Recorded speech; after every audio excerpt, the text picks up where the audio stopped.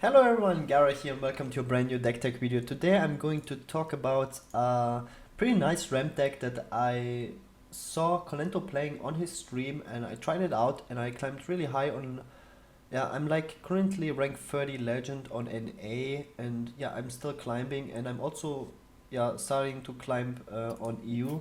Currently I'm rank 200 and I'm going for, it's like the last day of the season and I will try to climb to rank 1. Like I will see how far I get. I hope to finish at least top 16.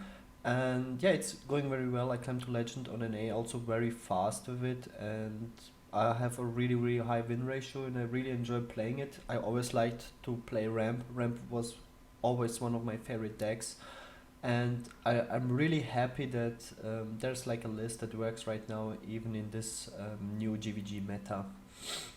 So I'm going over the deck list here. As I mentioned, I saw it like Kolento playing on his stream.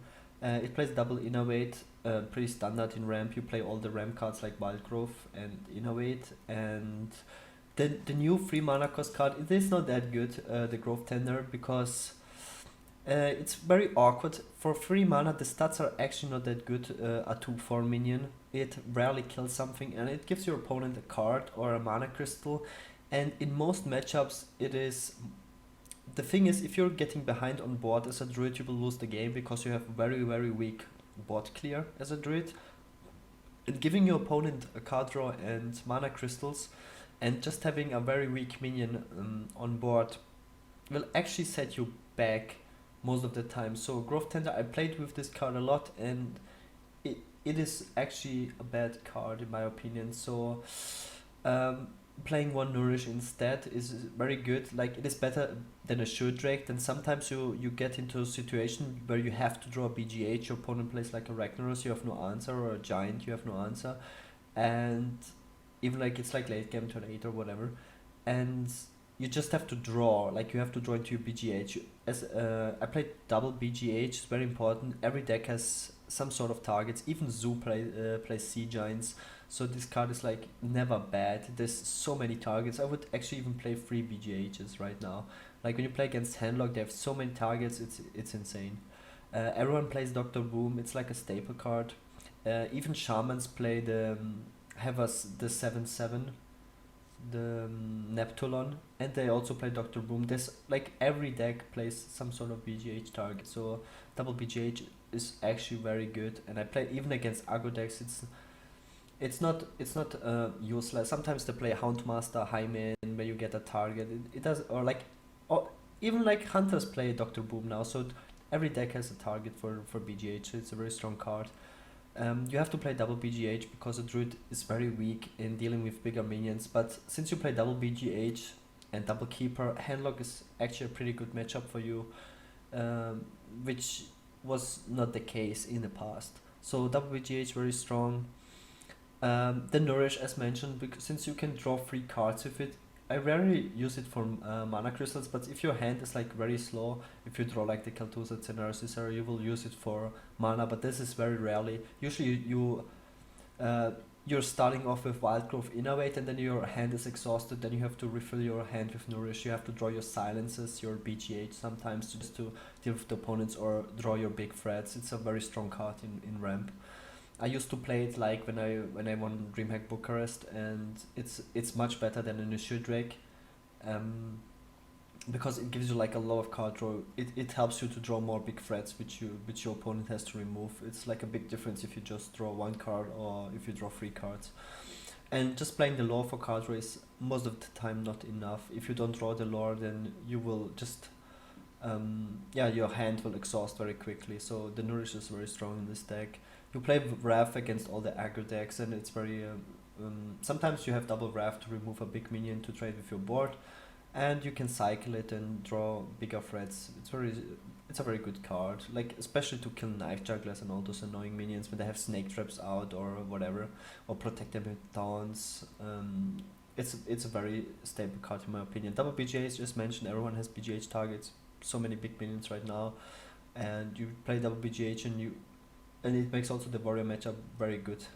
Shade is like If you innovate it out, it's really strong. It's very strong against handlock because it grows very fast if you innovate it out, and then you can trade it with a bigger minion because usually they can't deal with it. If you innovate out Shade in turn 1, when they have the Hellfire, it is at 4 toughness, and then they can't Hellfire it. Then they already have to Shadow Flame it with a Watcher, and that is already good value for you. So keep that in mind. It's a very strong card. You can like use it against aggro decks to trade, usually 2 for 1, and against control decks you can let it grow and trade with bigger minions to get 2 for 1 that way. So very nice card in ramp. And Druid in general, like even the fast Druid plays the shades. Swipe, it's very strong because especially against Paladin with the new Master for Battle, it's so important to have an 1 damage AoE right now. So and Swipe is probably one of the best clears right now because it deals with a bigger minion and swipes off all the remaining small stuff. So very strong card right now. A Double Keeper is the best silencer in the game, nothing to say there. If you innovate it out against aggro decks to play like a Knife Jugger, you innovate it out Keeper, you're already a huge favorite to win the game because the Keeper will also trade with 2 more or 1 more small minion.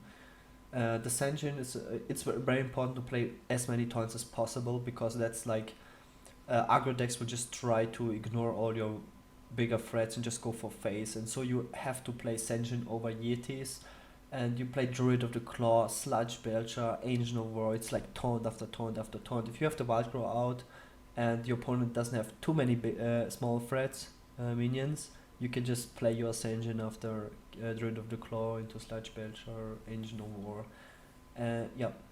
That's like how to survive against all the aggro decks. You only have lore for heal, you have to keep that in mind. So the only way to stop the aggression is with swipes to clear the board or with taunts. And it works out pretty well for me, and I really like the deck. And yeah, it has no BGH target, it's very important. It plays the Kaltuzat, Scenario Cicera. All those cards don't die to BGH, Ancient of War, lore.